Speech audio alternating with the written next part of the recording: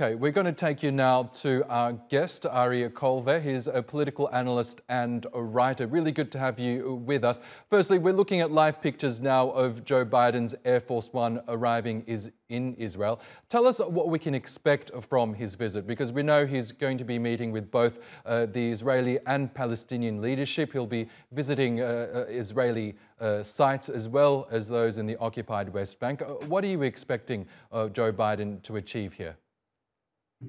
It's a complicated time because this visit was planned some months ago, before Israel's government essentially fell, leading to an election period.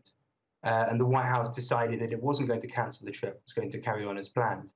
But it has, I think, at least changed the tone of the visit, because obviously during an election period and a transitional government, there's quite hard to make serious policy changes from the Israeli government. President Joe Biden will be meeting with the new Israeli Prime Minister, Yair Lapid, who he has known and met before, because Lapid was previously Foreign Minister. He'll also be meeting with Mahmoud Abbas, the first time the US president has met with a Palestinian leader for a little while. And it seems like a large part of the agenda isn't focused particularly on Israeli-Palestinian issue, but rather broader regional issues and concerns like Iran.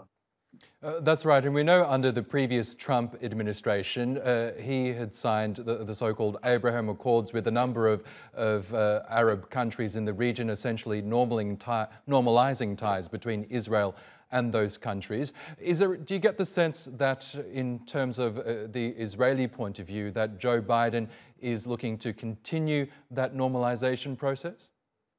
Yes, very much so. There was a question over the terminology at the beginning of the Biden administration. They really didn't like the words Abraham Accords. They wanted to call it something else. But the actual commitment to the normalization process seems rock solid. And one of the purposes of this visit was to see if there could be some kind of progress in Israel's relationship with Saudi Arabia in particular. Obviously, Joe Biden is flying from Israel directly to Saudi Arabia, something that hasn't happened before from the US president. They've always been forced to make a stop elsewhere. And there are reports that there's going to be some kind of diplomatic progress announcement on Israel-Saudi relations, probably not full normalization. The details haven't been confirmed. Perhaps they're still being worked out. But certainly that does seem to be one of the purposes of the visit. President Biden will also be joining a quadrilateral meeting between Israel, the United Arab Emirates, the US as himself, and India, which is also seen as part of this normalization process. We're also expecting Joe Biden to raise the issue of the revival of the Iran nuclear deal. Obviously, Iran is one of Israel's biggest foes. What are we expecting on that front? The Iran nuclear deal negotiations in the last few weeks have been having pretty significant problems.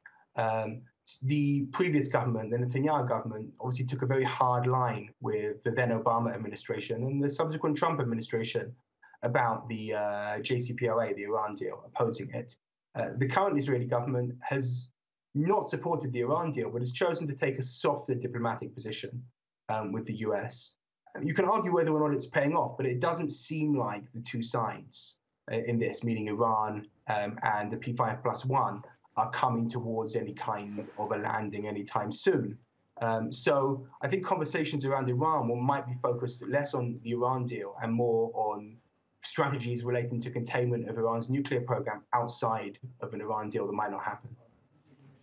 Okay, Arieh Kovler, we will have to leave it there, but really appreciate your thoughts on Joe Biden's first visit to the Middle East and to Israel as President of the United States. Thank you.